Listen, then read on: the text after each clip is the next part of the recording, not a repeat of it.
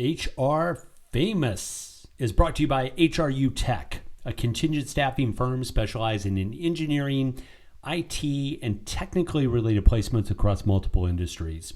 If you're looking for technical talent or searching for a career, look no further than HRU Tech. Find them online at hrutech.com and call them today. HR Famous is also brought to you by Kinetics, the leading RPO recruiting firm for growth companies, named by HRO Today as the top midsize RPO provider. Kinetics uses its unique skill-based recruiter model to deliver on RPO engagements, allowing them to customize scope to meet your unique hiring needs. If you have recruiting challenges and want to consider RPO as a solution, give Kinetics a call. Find them online at kineticshr.com.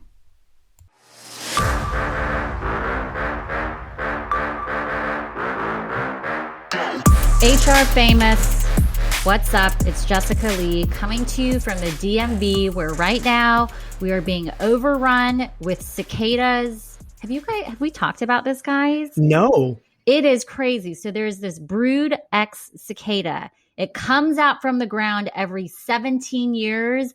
And like the DMV is being overrun with, I kid you not, millions, it might be billions of cicadas. These suckers are big. That's how I'm doing. It's horrible. How are you doing, Tim? You're frowning now as I tell you about this. No, like on TikTok, I've been seeing like cicada recipes. Like, so people must be like gathering and eating these. Like I just want to vomit. That's so gross. I can't even believe it. Are the cicadas the ones that make that really loud sound at night? No, it's all day. It's all day. That's okay. That's their mating call. So you might hear what sounds like landscapers outside. Nope, that's just the cicadas going. Woo, woo, woo. It's insane. It's crazy. Now they don't bite or anything, right? They're harmless, but they're about 2 to 3 inches big. So they're gigantic and they just fly around in your space. Like small birds.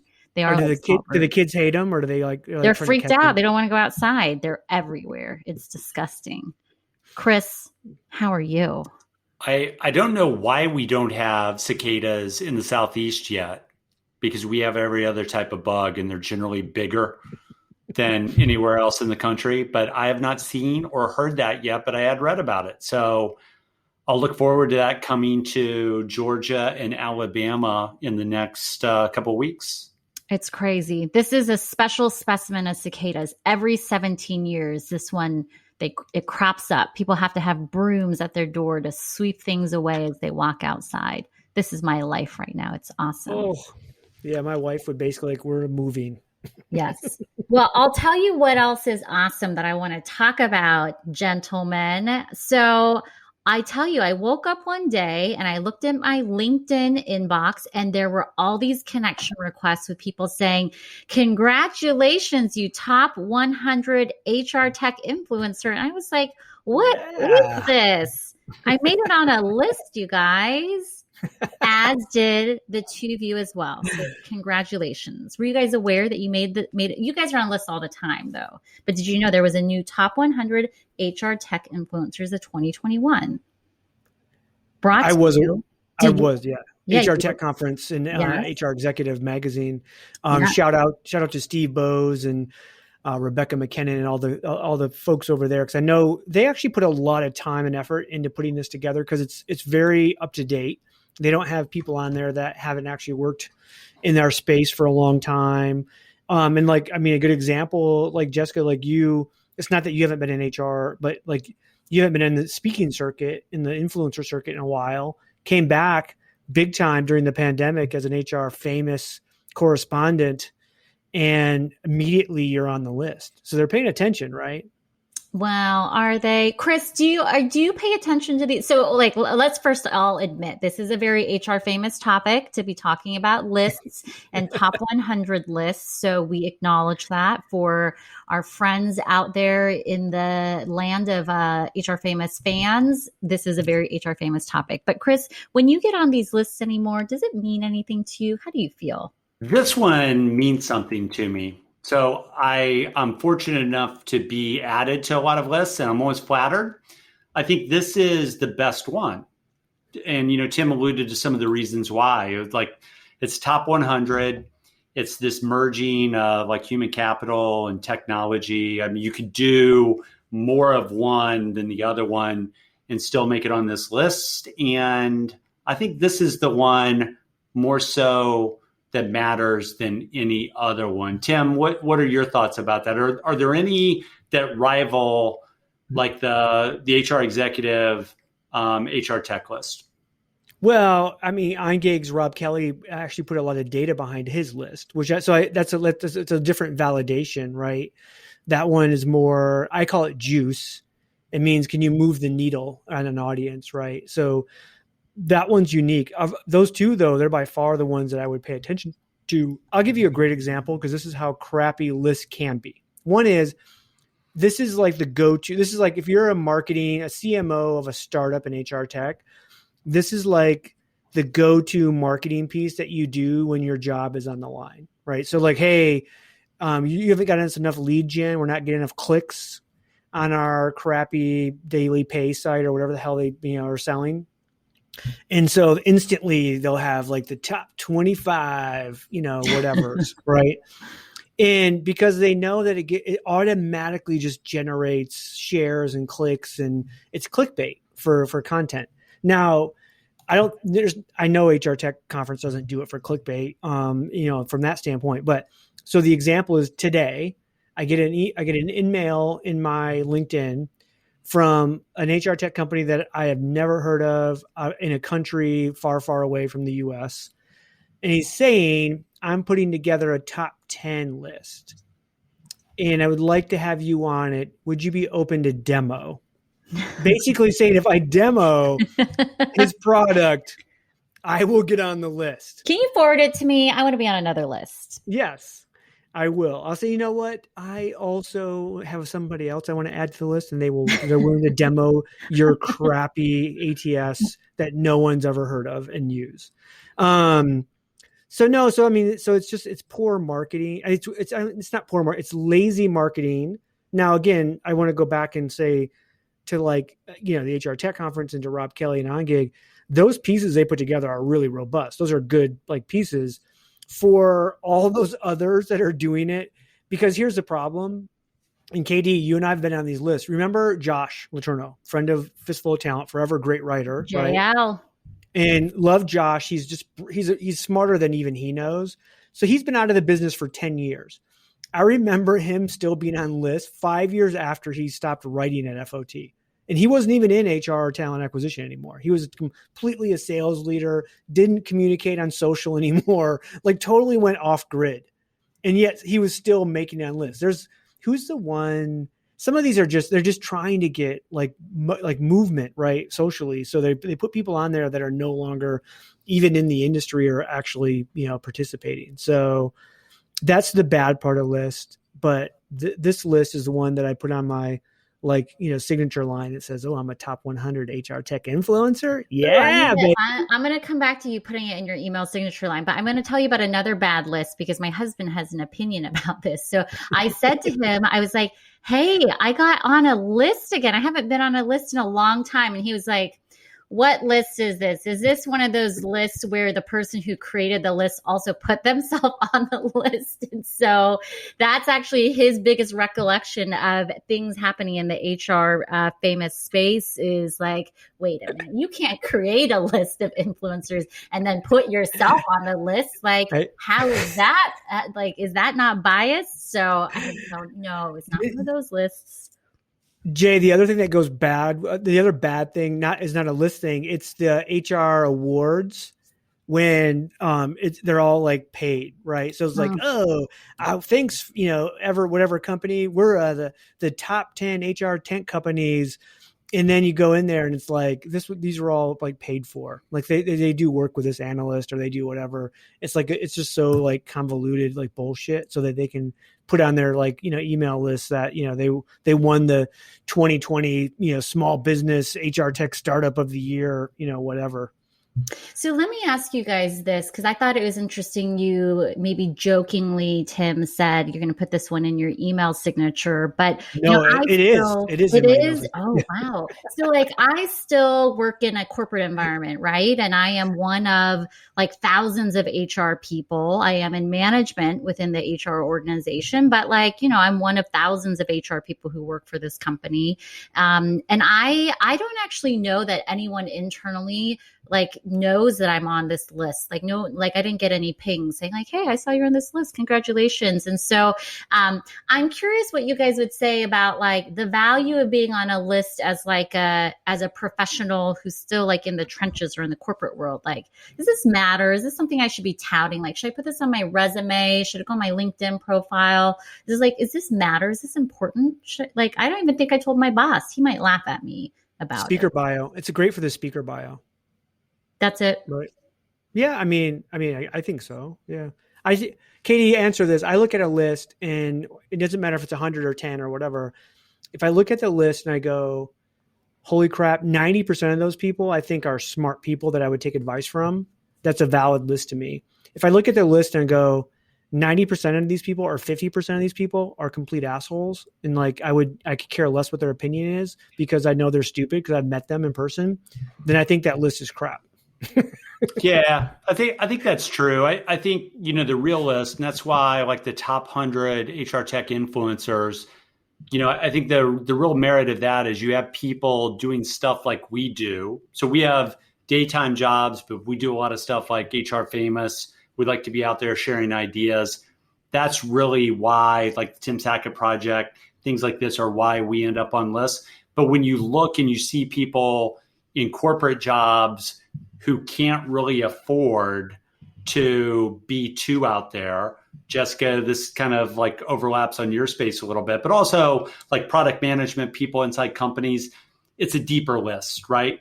And it wasn't, hey, who's got a blog that I could get a reshare from? Because a lot of these people on this list won't even reshare the fact that they're on the list, which is kind of to JLee's point that, it could actually be a neutral to negative thing in the minds of some people who aren't in this space that we kind of live in. I tell you the best thing that I ever made, and I still remember the day when I was told that I had made this, is there was a HR outsourcing company in India that did a calendar of influencers.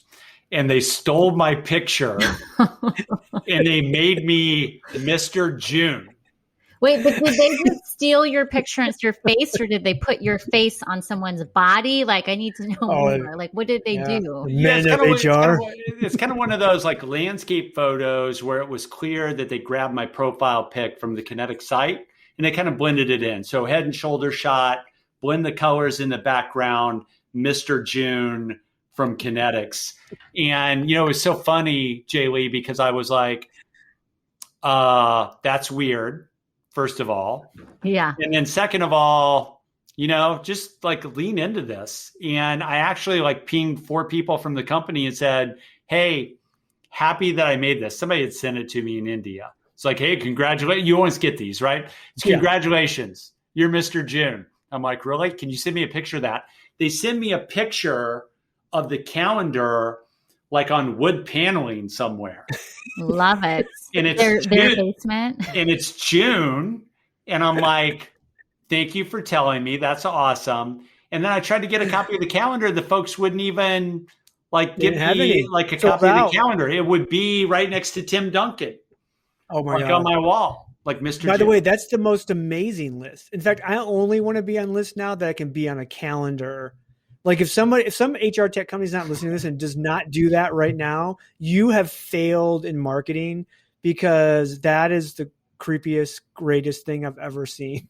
I mean, you don't have to wait for it. We can go the path of Bobby J. Yes, the HR Famous calendar. And there's 3 of us. So we each get 4 months, although we could also have like group shots where it's like so we could each have like 3 months and then 3 months. Yes, like in front of our G6, the HR Famous jet. Oh my gosh. That would be so awesome. Now everyone knows what they're getting for 20. I do want to do like a Tim Sackett circle of trust list where it's concentric, like the circles as they go out. Like I got the real circle of trust, and then you start to go out, from like the circle, from that standpoint. Because I'm on so many lists, and people. It's funny because if I'm not on a list, but then there's like you guys are on a list, then I'm like, you get the FOMO. Like, God, why didn't they like me? Or you see like the JV squad on a list and you're like, why, who the hell, why did they all get on the list? Or just, the JV squad. So here's the practical thing about being on lists. So I haven't been on lists for a while, and it's like I've not put myself out there. But in the past year, we've done HR Famous, and then I've also made a little bit more of a concerted effort to put myself back out there on the conference circuit. And it's not to be like looking for any kind of attention. I'm not leaving Marriott. I love what I do and where I'm at, but like I feel like not being in the community and out there, like you just get tunnel vision with what you're doing. And so getting yourself back out there has been like something that I've felt is like really important and helpful for me to just like open my eyes and see what else is going on in the world. And then look, you get the side benefit of being on a list. And so I just feel like I'm winning all around. And we're going to have a calendar. It's good professional branding, right? Isn't it good for like career branding too for you? I mean, not just for you, but for really everybody on the list. I think it's good professional branding. I've been in like the cover of a book called like 9 Faces of HR. I don't know. Maybe you quote me like in your book, Tim. So like, I don't know what more I need for like professional branding. I mean, I'm on the cover of an HR book, for Christ's sake. JLee's actually fielded, correct me if I'm wrong, JLee, multiple times someone looking out for her saying someone stole your image and put it. Hey, you should be concerned. You're on this book. This isn't good. And of course they've said, hey, I don't know if you know this or not, but you're on a best-selling HR book. Did that best-selling author steal your image? They said it that way, didn't they, JLee? Well, to which I responded like, I know. Did you open the book? I wrote the foreword. Hello. And so by all means, order the book. I know. People They should be ordering the book and reviewing the book. Hey, you know what? 5 stars it deserves. You know what's funny about, well, it's not funny, but it's the way of the world these days. Someone in India puts me on a calendar and it's funny, right? It's just like, that's funny stuff. Somebody puts JLee on a calendar and it's like restraining order time, as it should be. Hey, this is William Tincup, and I'd like to talk to you a little bit about Practitioner Corner podcast. It's a wonderful podcast about the journey, the paths of how practitioners, both HR and TA, kind of go from high school, college, all the way to where they are right now. Some of the things that they've learned, how they've been successful, people that thrive around them, etc. It's a fun podcast. You'll love it. You'll learn from it. Subscribe to it. Thanks.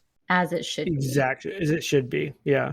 By the way, I know, Katie, you were cringy when I made the JV comment. If somebody's listening and they're like upset that I said, like, if you're part of the JV crew, that's your sign. You're part of the JV crew. Because if you're a part of varsity, you wouldn't be asking yourself, is he talking about me? Hey, JLee, all the way back 20 seconds, you asked me, does it matter?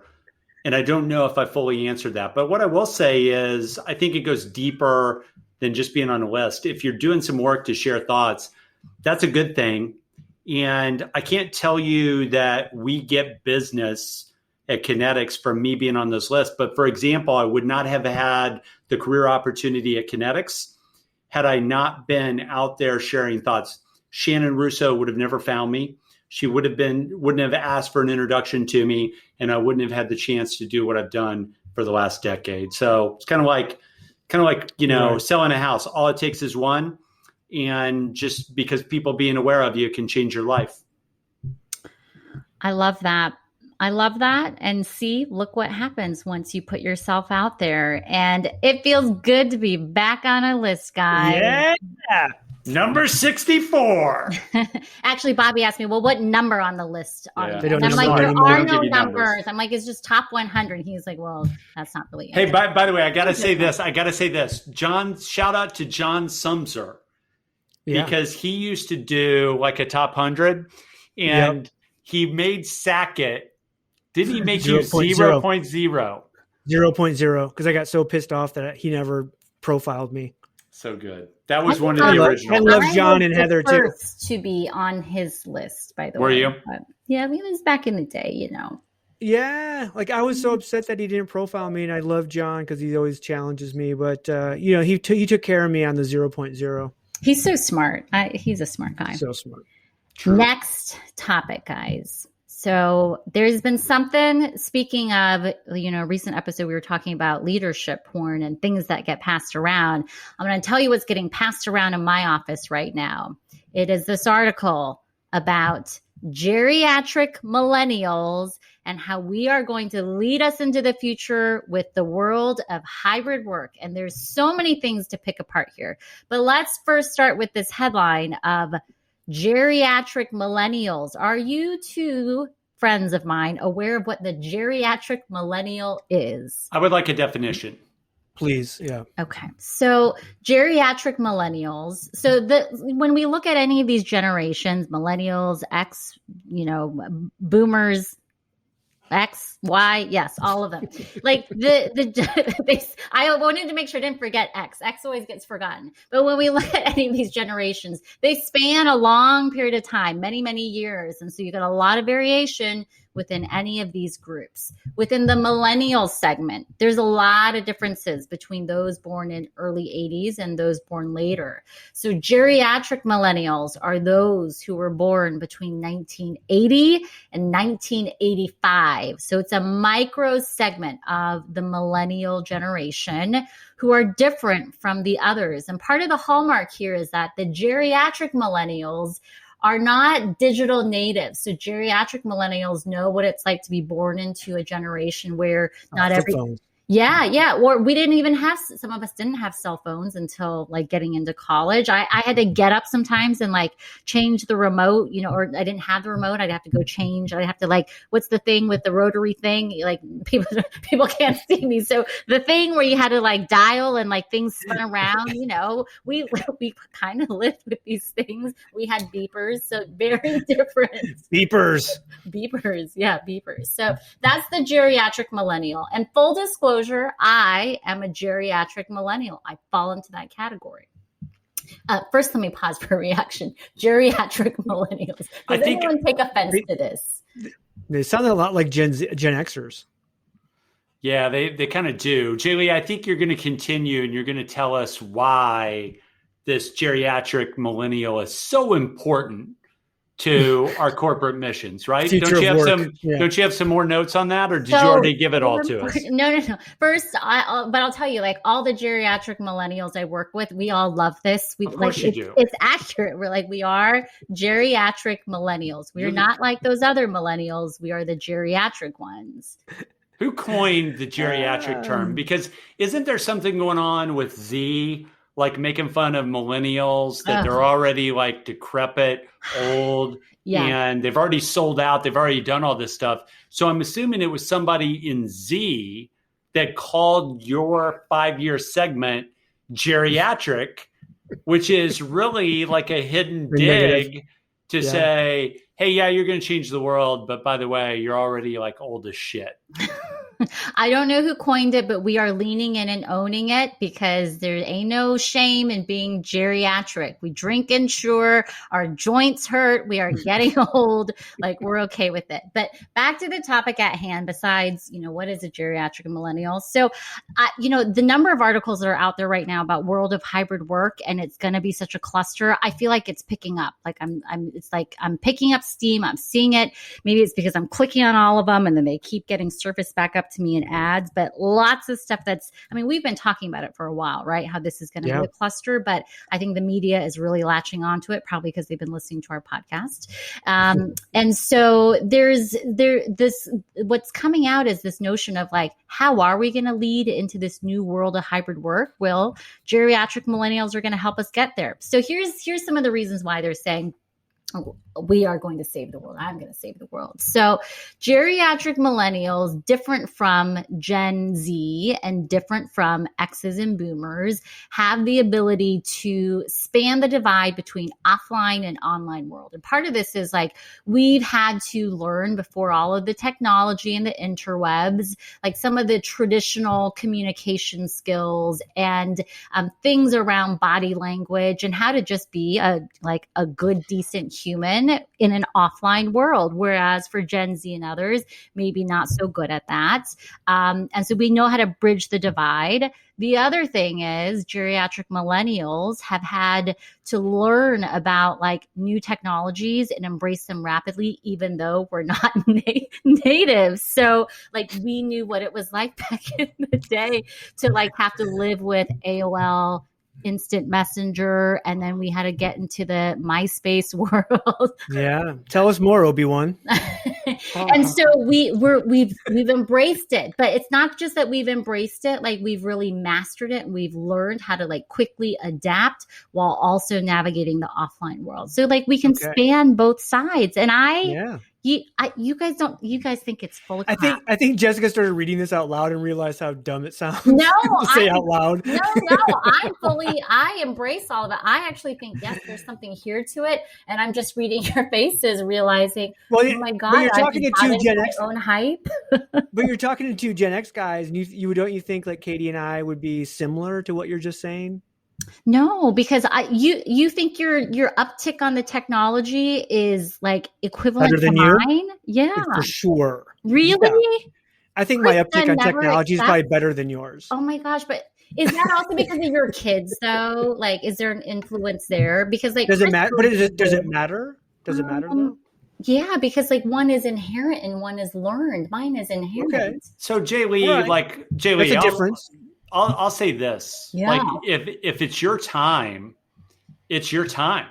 Like I think that's what I just want you guys to say. Own it. But let me keep commenting like on this, okay? Because just like our buddy that we talked about either in a past podcast or coming up, we're going to talk about this concept of leadership clickbait or leadership porn. It's these easy ways to say things to make them seem trendy. Like whatever happens, like we can call you, like if you want to be addressed as what is it again? Geriatric millennials. If you would like us to do 20 minutes in the monthly meeting on geriatric millennials, we'll do that. Or we could simply say, hey, guess what? Ladies and gentlemen, or any other identifier you want. Like generally speaking, the high potentials, once they come into their late 30s, they're next. Yeah. It like I can like take you back post World War II. Guess what? 35 to 40-year-olds. They were next. We're next. And it was the high potential ones, but they didn't look for some generational porn to read. They didn't like slice and dice it and share it 500 times like on social to say, they're right. It's our time. There's never been anything like this. No. All I can see is Jessica in the meeting going, 1,000 points of light. This is the 1,000 points of light. So if I was I'm like somebody who, like, I'm the age of somebody who manages you, 35 to 40 years old, right? And if you come to me and you're my high potential person and you're like, hey, this is a thing, I'm going to look at you kind of like I've looked at you today. And then because I'm going to challenge you a little bit, and I'm going to say, hey, you know what, man? Like, you're high potential. John and Jessica and Amy, all three of them are high potential. If you guys want to do something on geriatric millennials,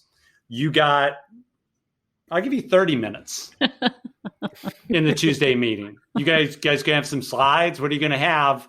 I'm just going to mute out and you run it. Yep. Jeez. Dance, Tim Sackett. Like, Tim Sackett. Like, what? Did Gen X ever try and carve off 5 years of our Gen Xdom and say, Yeah. you know what? This Gen X, they're going to save Katie, the world, but it's really this Gen X that's going to save it.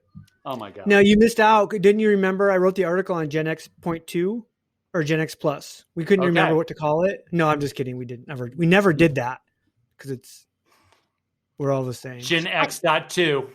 So there's something here. I know you guys don't want to talk about it, but let me just quote a piece from this article. So, yes, please. We want more for sure.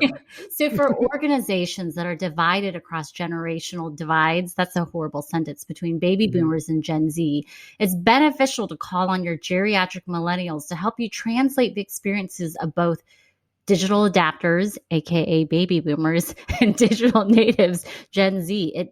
It not only makes for better internal culture, but a happier clientele. As one geriatric millennial and head of HR, Sarah, told me, the new generation doesn't treat video meetings in the same way they might an in-person meeting, and she spends time getting them up to speed. I mean, this is how we're going to save the world of hybrid work? I think we should start another blog that's just called Geriatric Millennials, where Jessica and other geriatric millennials can teach us. I've got more. Just point at me when you're ready, Jessica. I've got more. Go. Hey, it's like, I'll go back. Not everybody in that age group is going to save the freaking world. Okay. It's the high potential people. They're next. Guess what? They're ready to go into director and VP roles, but it's not everybody. Like, you get to the middle part of the bell curve and to the soft part of the bell curve, they're not going to save anybody.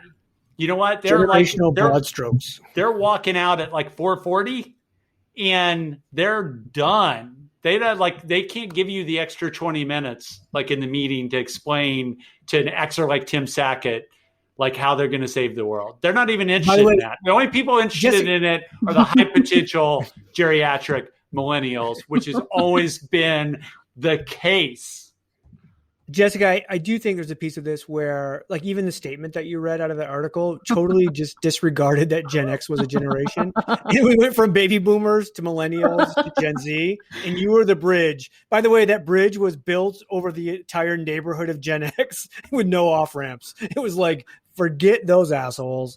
No one wants to talk about them. And Katie and I fit in that, so we're kind of like defensive right now. This is why this is why. But it's not everybody. It is Jessica. So if she's a geriatric millennial, she will lead the charge. The person in the middle of the bell curve will not. It's always been like that. So I'm going to, like, Jessica, if you guys like go down this path too much, I'm going to take guidance from somebody that's a third of the performer you are, and I'm gonna follow up with them to say, so you're telling me that the younger generation uses different digital tools than I do? Tell me more. How can I connect better, average performer in the bell curve? How can I connect better with the folks who loved you so much that they tagged you as a geriatric millennial? This might be an episode where I cry from laughter because Chris Dunn is like foaming at the mouth. We found his hot button. Where's Christian Dunn? This is not a life coaching moment at all. Christian Dunn, life coach. Here's what I've got. If you're 35 to 40 and, like Jessica, you like this article, you like the way it's going, remember that it's bringing all of your brethren like with you. You're a high performer. Like, the lowest level performer is going to think they have the right to be my Sherpa and my guide. It's not just going to be you. You're giving up your rights. They're making fun of you. Gen Z is making fun of you. We're owning it. We're owning it. By the way, other terms for this micro generation, the elder millennials, the Oregon Trail generation, the Zennials. I do think that there's something to this micro generation. I'm just not willing to let go of it. But you're probably right, Chris. This is just me wanting for you to look at me and say, it's your time. It's your time. Go take the mantle. It's your time. I'm just waiting for people to retire so it can be my time. Remember what I said, JLee. It is your time.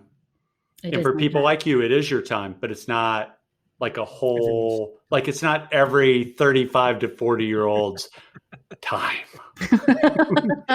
Well, as we started the show, I'm back on a list of like most influential HR people. So it actually really Yes. is my time. It's being validated publicly. Yeah. I've gotten like so many LinkedIn requests because I'm back on a list. These are all vendors who just want to get on the phone and call me to sell me something. So I recognize also what is happening there. But I feel good despite the fact you're trying to bring me down, that I'm not going to save the new world of hybrid work and that I'm being made fun of.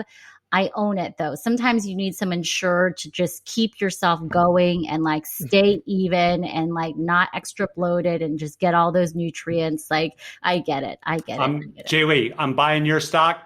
I'm not buying the mutual fund that's named that encompasses everybody in that age range. The Geriatric Millennial Mutual Fund. I'm not buying that one. It's a bad index. It's a bad index. That's so funny. Well, I have had just a delightful time on today's episode of HR Famous. And so this is Jessica Lee, the Geriatric Millennial, signing off for my two, I don't know what generation friends, because we always forget to call them out and give them credit. Oh, that's right. The Xers, Chris Dunn, Tim Sackett. We are out.